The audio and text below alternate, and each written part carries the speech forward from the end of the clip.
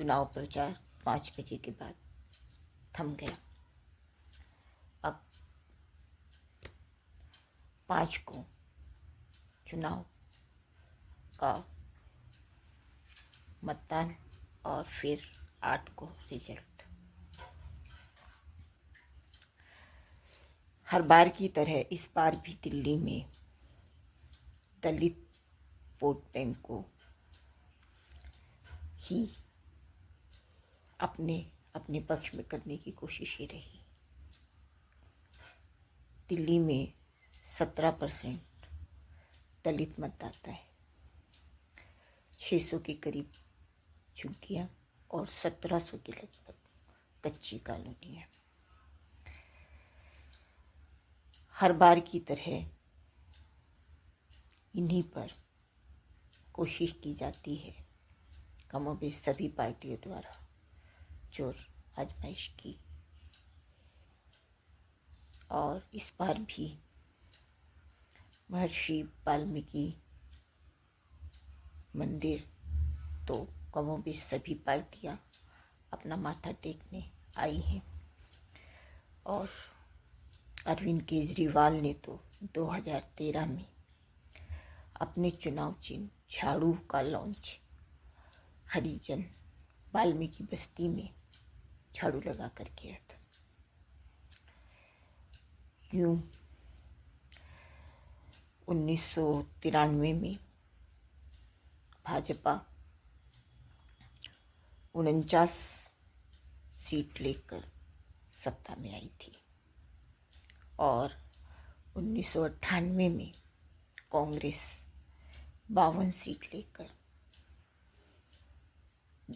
सत्ता पर काबिज हुई थी। और उसके बाद 2013 में आप पार्टी सत्ता में आई और अब चुनाव है तो इसी पर सत्ता में कौन दोबारा आए उसी के लिए घमासान है। इस बार क्योंकि दलित वोट बैंक हमेशा से ही महत्वपूर्ण रहा है, लेकिन इस बार दलित कुछ समझदार हुए हैं और समझदार हुए हैं तो राजनीतिक पार्टियों के लिए भी परेशानी बढ़ गई है। अब वे पैसे या शराब पर बिकना बंद हो गए हैं। हाँ, थोड़ा बहुत है संभावना हो सकती है, लेकिन उस पर बिकने की बजाय अब वे दूसरे मुद्दे बिजली, पानी और चिकित्सा जैसी सुविधाओं, शिक्षा जैसी सुविधाओं के लिए ज़्यादा प्रयासरत रहते हैं कि वो मिले, क्योंकि गरीब जो हैं। बाबा साहब भीमराव अंबेडकर का चर्चा इस बार कुछ ज़्यादा ही है। सुश्री मायावती बसपा नेत्री 2008 में इस मुद्दे पर सबसे पहले चर्चा में आई थी और वे दिल्ली में 14% वोट भी हासिल की थी। लेकिन क्योंकि वे अपने वैचारिक स्तर पर नहीं टिक पाई और यू टर्न ले लिया था, तो 2020 में उन्हें मात्र 0.71% मतलब 1% से भी कम वोट मिले। अब मैं ये सब बातें आपको क्यों बता रही हूँ? इसलिए क्योंकि आज भाजपा के योगेंद्र चांदोलिया ने बाबा साहब के अपमान की बात कही है और सही बात भी है।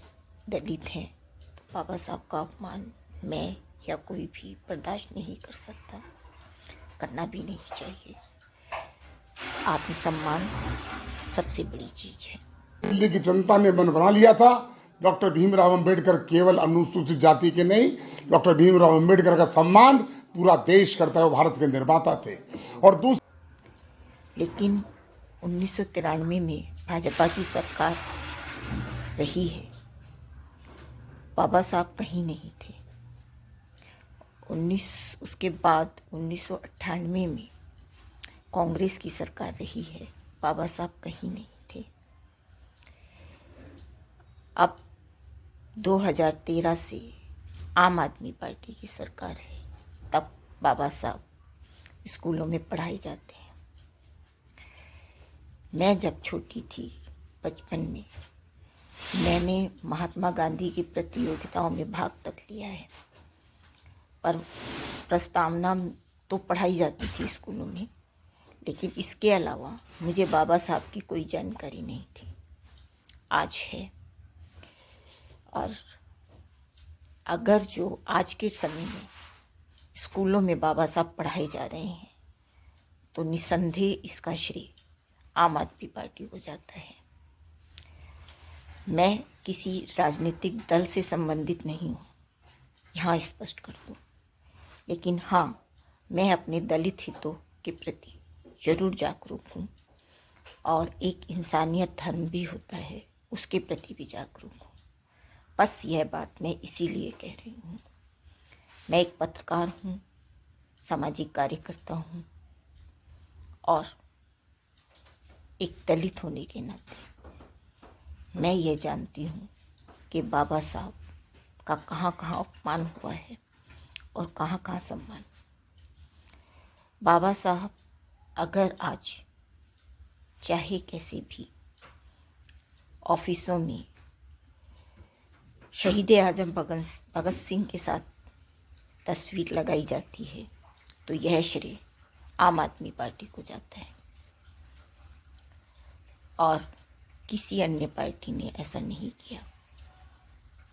बापू जी की तस्वीरें होती थी, या जो राजनीतिक दल है उनके जो महान नेता होते थे, उनकी तस्वीरें ऑफिसों में देखी गई थी।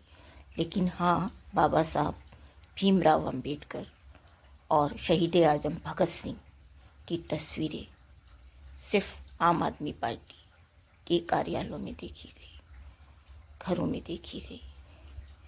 बहुजनों के घरों में मानना पड़ेगा मायावती जी का इसमें योगदान, काशीराम जी का योगदान रहा, लेकिन उनके युग टर्न से थोड़ी सी गिरावट आई। अब अगर जो यह सम्मान कहीं मिल रहा है, तब वह सिर्फ आम आदमी पार्टी में मिल रहा है, कहीं और नहीं।